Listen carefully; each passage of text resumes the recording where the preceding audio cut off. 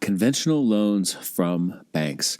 They can be great tools. There's no doubt about that. But how hard should you work to make sure that you are maxing out your ability to get those conventional loans before you turn your focus to learning other types of financing, like seller financing and other forms of private financing? In this episode, we're going to talk about how you can think about that important decision. And I'm going to give you two thoughts and philosophies and perspectives to unpack this conversation for your thoughtful consideration. So let's cue up the theme song, jump right into it. Welcome to Racking Up Rentals, a show about how regular people, those of us without huge war chests of capital or insider connections, can build lasting wealth acquiring a portfolio of buy and hold real estate.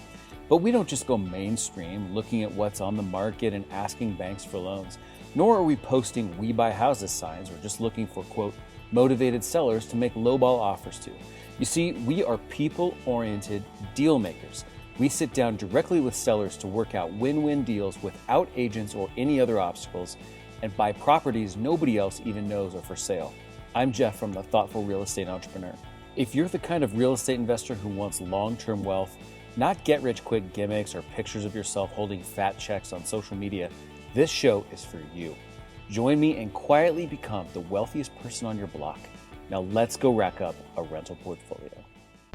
Hey, thank you for joining me for another episode of Racking Up Rentals. This here is episode 109, which means show notes for this episode can be found at www.thoughtfulre.com/E109. Please do us a big favor by hitting the subscribe button in your podcast app. It really, really helps other fellow thoughtful real estate entrepreneurs to find this show. Onward with today's episode. And today's topic is inspired by something that inspires a lot of my ideas and things that I want to talk with you about. The conversations I get to have with people who are in the investing space, especially online and in social media. And I have had several conversations with people in Facebook groups that have gone a little bit like this. They say something to the effect of, I can't wait to quit my job, and I will be able to do that, but only after I max out my 10 conventional bank loans that I can get. It's really important to remain bankable with my W-2 job income and my W-2 based tax returns. So when I hear that, I often ask, well, why wait until you've got all those 10? Why not learn other types of financing now? And oftentimes the answer that I get back is some form simply of those loans are better loans. And I know I can get commercial loans and whatnot after that, but those won't be as good. So I want to max out the best ones first. So I want to give you today two different thoughts that you can chew on a bit as you think about that topic. And first, I just want to say, there is absolutely no right or wrong perspective here. If you feel compelled to max out your conventional loans and really focus on doing that, there's nothing wrong with that. A lot of people would definitely agree with that. But what I wanted to do today is provide a couple different thoughts for your consideration, kind of in the vein of mostly questioning assumptions and just making sure that we are all thinking for ourselves and we can come up with our own thoughts and our own philosophies that we can feel good about because we know that we've really thought them through and we've vetted them. So here are the two things I want to share with you. The first one is this. When you are waiting to make a job change or otherwise conforming your life to continue to qualify for bank loans, you are letting the lender tail wag the investor dog. Okay, you're letting the lender tail wag the investor dog. Let's just talk about that. What does that mean? Here's how I see it. You are the master in your life. You are the king. You are the queen. You are the one that matters. You're at the center of your own world, okay? Now, what role do rentals play in that world? Your rentals are there to serve you. They're not there. It's not the other way around. You are the master and your rentals are there to serve you. Okay, let's go one level deeper. What role do the lenders play in your rentals? The lenders provide tools that you might choose to use for your rentals. So, in other words, let me put that all in one sentence. Lenders are here to serve your rentals, which are here to serve you. To put that differently, you could say you are at the top of the food chain. The rentals are there to serve you. The lenders are there to serve the rentals. Yet people who are conforming their whole life around making themselves look good to a lender, they're letting the lender be the master rather than letting the lender be the one who services the rentals and letting the rentals be the one who services you. So you're really kind of letting all of the players get in the wrong order, the wrong hierarchy. You're letting the lowest party on the food chain actually be the highest party on the food chain. You are letting the lender dictate your life and the decisions you're making in your life just to keep them happy rather than putting them in their spot, which is for them to be the tool for you to get done what you want to get done. So that's definitely how I see it. A loan and a lender is there to serve your rental, and your rental is there to serve you. But at the top of that food chain, at the top of that pyramid, is you. And I don't like the idea of seeing people conforming their lives and trying to be contortionists to fit into the little box that makes the lender happy, when ultimately that lender is a tool, right? You would never walk into your garage and say, what do I need to do to keep this saw happy so that it keeps working for me? No. The saw is there to cut the boards. The boards are there to help you build whatever the heck it is you are trying to build, not the other way around. So that's a bit of a philosophical point, but I feel like it's a very important philosophical point. We can't let those that are here to serve us actually become the masters in themselves and inadvertently put ourselves in a position where we are now working hard to please them and to serve them. The second point that I wanted to make is based on a massive assumption. Now, when I have these conversations, these people almost always say some form of the loans that I get from a bank are better. And now we've talked about this a little bit on this show, but I want to revisit this. So first question I guess we have to ask ourselves is, what is better? And I think that it's very easy for us to think that better is really just a reflection of loan pricing, like interest rate, for instance. So somebody says, oh, the interest rates on the bank loans are better. So first of all, there's an assumption. And it's an assumption that is certainly not universally true. Are there certain bank loans that are going to be at lower interest rates than certain seller financing loans, for instance? Yeah, of course. But not all seller financing loans are that way. And there's a tremendous amount of variation and variety from deal to deal. So that's definitely not a safe assumption. But let's take a look at a lot of other ways that you might evaluate a loan and things upon which you might compare a bank loan to a different type of loan, like you might get from a private individual or from a seller. Let's talk about flexibility and customization. Well, when you are working with a seller and you are creating that loan, you are actually participating in creating that loan, right? The seller, in most cases, especially if you're doing it the way that we do it here at the Thoughtful Real Estate Entrepreneur, the seller is not bringing a predetermined offering of a loan to you and saying, well, here it is, take it or leave it. No, you're discussing every element with them. You're discussing the interest rate. You're discussing the length of the loan term. You're discussing what, if any, type of amortization is happening or whether it's an interest-only loan. You're discussing when interest starts accruing. You're discussing when the payments are due.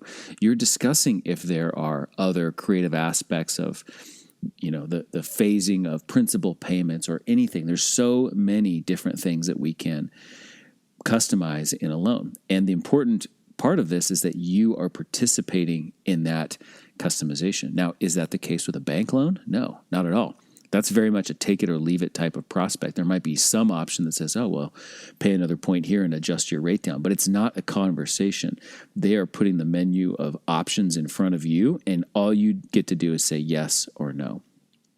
How about what I lovingly refer to as the supercharged elements of a loan? Like, just for instance, how about when you've got a private loan that they've made on property A, you might be able to get rid of property A and move that loan on to property B. Is that going to happen with a bank? No, that is definitely not going to happen with a bank. That bank loan is absolutely going to have a due on sale clause. And if you decide to sell that property or refinance that property, you are getting rid of the bank loan. So that's one simple example of what I would call the supercharged seller financing elements that make the terms that you can negotiate when you buy seller financing properties so incredibly valuable. Is that possible with a bank loan? No, not at all. Not in a million years. So is that bank loan better? Well, again, it depends on how you define better. But if you want flexibility, if you want creativity, then, and that's your definition of better, then a bank loan is not going to be better. How about the application process or the underwriting process or standards for a bank loan versus a private loan and a seller financing loan? Well, the bank application process is pretty straightforward. It's not easy, but they've pre-planned the whole thing and you get to follow exactly their process. You have to meet exactly their underwriting standards. They've decided in advance who's getting loans and who's not getting loans. And if you can meet those underwriting standards of debt coverage ratios and having enough income and the ratio of income to the mortgage payment and the loans to value thresholds and all of that, then you can have the loan. But if you don't, then you can't. And with a private loan, with a non-bank loan, with a seller loan, all of that is, if it even exists, much different, much easier, much more streamlined. I've never, ever, ever filled out a paper or digital application of any type for a loan with a seller. I've barely done that for other types of private loans at all. The underwriting is what they felt comfortable and what I felt comfortable with. Again, you have a say in the process. How about this next one? Comparing bank loans to private loans and seller loans. How about when a problem comes up? How about when, say, a pandemic arises and you are concerned that your rental income is dropping and you're concerned about your ability to make a payment? Well, it's a very different proposition to call a bank and say, hey, can we have a little flexibility? We're having some trouble based on this pandemic thing, versus to call your regular people who you know well and whose living room you've sat in and whose coffee mugs you've drank out of at their kitchen table and say, hey, can I have a little bit of flexibility here? I've got a creative solution. We're going to postpone this month's payment and the next one will be double. What do you think about that? If you want to compare bank loans to private loans, that's something you need to think about as well. Where's the flexibility if something were to go wrong? What about loan to value thresholds? I kind of mentioned this a moment ago with the underwriting standards, but a bank loan is going to have pretty strict limitations on exactly what they will accept in terms of maximum loan to value. Does a seller loan have that? No, not at all. They individually might have thoughts on that, but there are no set standards at all. Are you going to get a 97% bank loan? Probably not, unless you're using some very special one-time type of a program. But that's very potentially possible with a private loan or a seller loan. So again, LTV thresholds, part of the underwriting standards. The point is, there's no predetermined box that you have to fit in. You actually have a say on what that loan is going to be about. Here's one last example. Sometimes I see people talking about PMI. I actually almost forgot what PMI was because it's been so long since it's been a part of my life. You're not going to have to go get private mortgage insurance on a seller loan unless that's some very, very unique and very special negotiation that was important to that seller. That's not going to happen. That's never come up in my life. It's never come up in my business. I'm never then stuck, 9 months later thinking, how can I justify that my property value has increased, or I've improved the property enough, or I've paid down enough principal or whatever so that I can get rid of this pesky and expensive PMI component of my mortgage payment. You never have to worry about any of that. So is a bank loan better? I actually don't want to answer that question for you.